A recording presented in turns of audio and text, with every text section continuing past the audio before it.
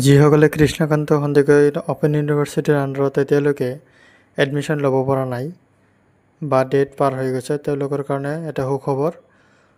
Date extend কৰি দিয়া হৈছে।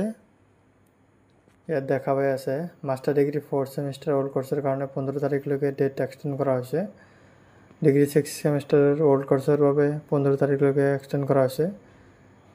ডিগ্ৰী 4th ছেমিষ্টাৰ অল্ড কোৰ্চৰ বাবে 15 আগষ্টলৈকে ডেট এক্সটেণ্ড কৰা হৈছে।